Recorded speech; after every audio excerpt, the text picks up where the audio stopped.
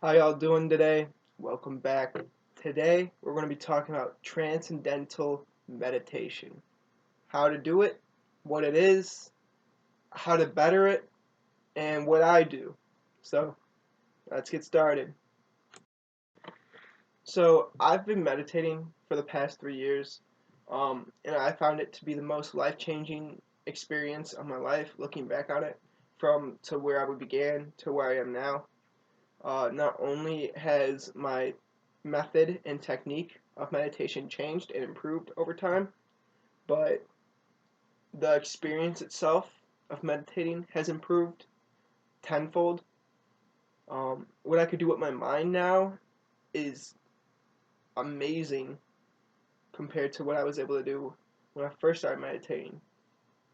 For example, now I see patterns when I meditate, and it's like I'm on a psychedelic of some sort, but I'm not.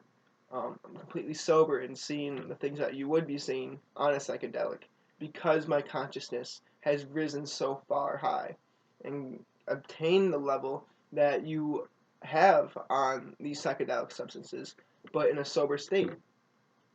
Because when you take a psychedelic, all you're doing is increasing your consciousness and a conscious awareness. You're not increasing your consciousness because once you're off the substance, you go back down to your original state.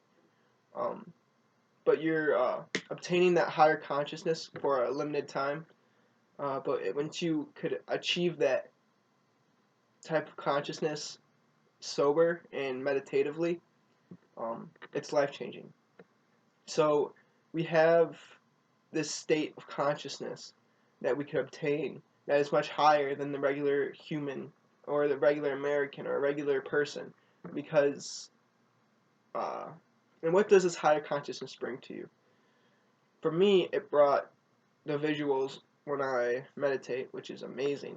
It makes meditation just that much more interesting because you always have some type of visuals when you meditate. Um, but then when you really get into it, I get like full on visuals.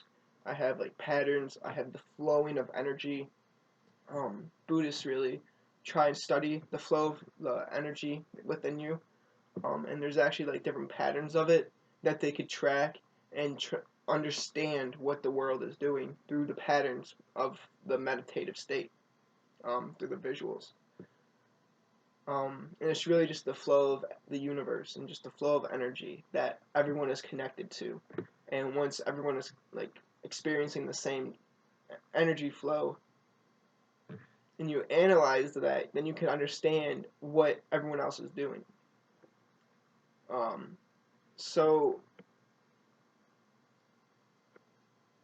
there has been a lot of research done on this state of transcendental meditation that you can achieve, the state that you can achieve through transcendental meditation, uh, just because it connects you with yourself.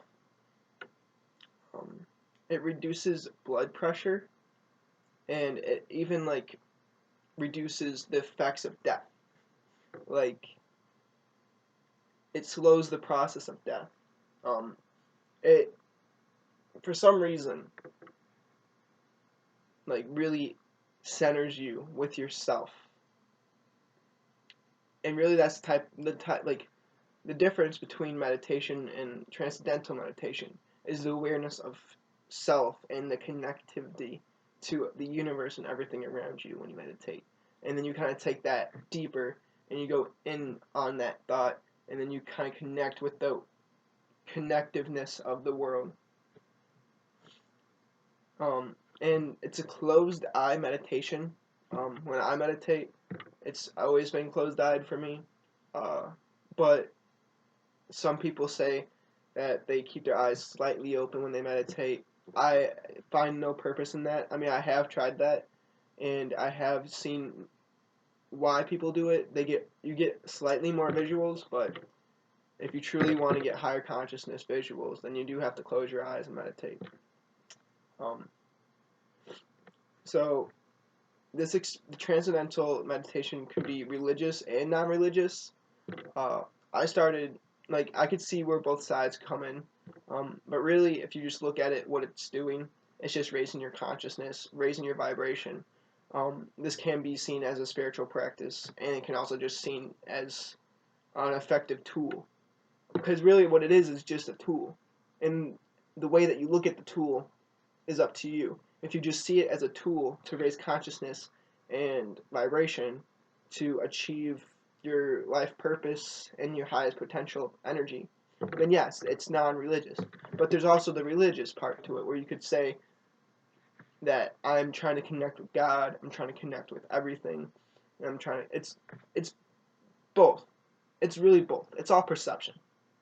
Because really, you're getting the same experience out of both. But again, you don't have to look at this as a religious practice, rather than it's a tool, and use it the way that you wish you want. So there's it creates a psychological change within yourself. And you know what? I've seen some physical changes within myself through meditating, with uh, transcendental meditation. Like, for example, my third eye has become very prominent, to the point where my hair won't ever cross like here. So it's like either pulled back or like back. Like, my third eye has been so prominent now that it just, this area, no matter what, has always clear of hair, just because it's so prominent. And it's, I don't know if it's me choosing to show everyone that my third eye is very prominent, or it's just like the universe showing me that my third eye is so prominent. It's one of the both. Same size of the coin, or a different size of the same coin. It's all the same. And it creates a higher state of consciousness, like I said before. And that alone should be enough reason for someone to start this practice of meditation. So once you are meditating, you have to achieve the state of a wakeful, hypometabolic state, a hypometabolic state, which means that you are awake in a deep, deep, deep meditation, to where you can really connect with who you are in your body. And you have to be aware of everything. Because when you go in these deep meditations, you can kind of get distracted, and you can. Some people, when they meditate, they fall asleep, but you aren't supposed to fall asleep. That's not meditating. That's sleeping. It's completely different. You have to really keep your mind. You have to be aware of your thoughts and aware of your mind, and then still be present in the moment, watching it like a movie. You can't really just like pretend, like drift off and fall asleep. No, you have to stay awake and mentally be aware of your thoughts. When people practice, they become more connected to themselves, and they raise the world's vibration. So what happens is, when a lot of people are doing transcendental meditation on Earth, for example, the Earth is a ball, and since we all have different, since we're all on different places on Earth, when one person connects, here, you know what? I'm gonna draw a picture really quick. I'm gonna draw a picture. I'll see you in a second. Alright, cool. So I got a piece of paper here. I'm gonna draw a quick picture. So here is Earth, correct? This circle is Earth. Now I'm here. I'm this dot here. I am meditating, transcendental meditating here, while another person is transcendental meditating here, and another one here, another one here, another one here, another one here. Now, we all are meditating in different locations. However, we are all being connected through the vibrations and everything of the world together, and in this middle spot is creating the world's energy, and it's increasing the world's energy and vibration, and this increases not only our vibration, because we're getting a higher vibration, each one of us, just by meditating, but together we're all producing a higher vibration together for the Earth, because we're all working together to increase the vibration of the Earth.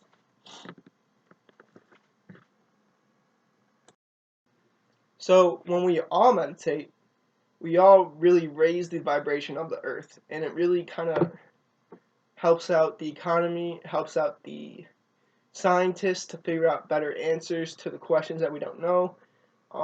It makes politics better, it makes everything flow easier and on a higher vibration and consciousness.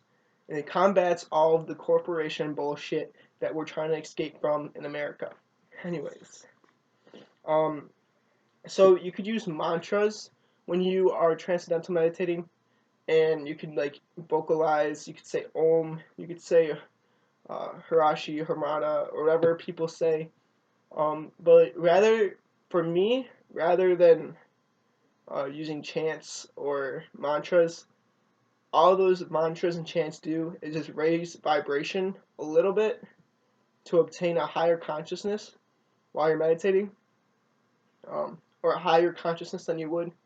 But rather, instead of verbalizing to increase higher vibration, I use crystals, and I just put them on my lap, and I kind of let them increase my vibration.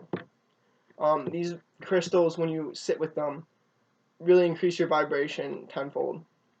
And what it does is really, instead of saying Om, I could just sit with these and instantly. Transcendental meditation also helps with PTSD. The military has been using transcendental meditation to help cure PTSD since the 1980s. And the government has been using it, the education system has been using it, and it's been studied so much and shown so many positive effects. It really needs to be studied more and be understood more. So, if you want to raise your consciousness, raise your vibration, find your power place, find your true self, meditate, see visuals, understand life's purpose, understand your life purpose, and grow and develop who you are, use transcendental meditation. I am a big advocate for it. It has gotten me where I am today, and I wouldn't be anywhere I am today without transcendental meditation. It is part of me. It is who I am. I am one of the people that are connecting with you guys. I am trying to raise the vibration. I am trying to get the word out there that everyone needs to start, instead of externalizing everything, internalize and use your mind. It's a tool. Your mind is the one thing that can free you from the system and the entire society that we have been forced to live in and been indoctrinated into.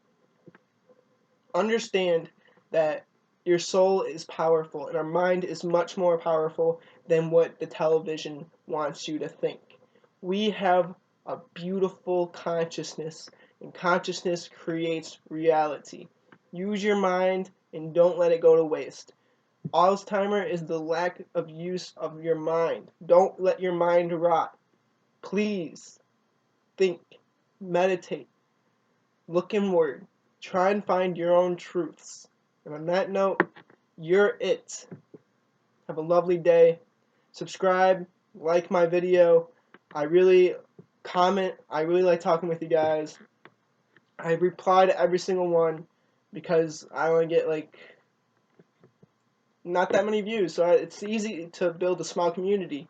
It's nice that I have this small community, so we could communicate with one another. So leave a comment.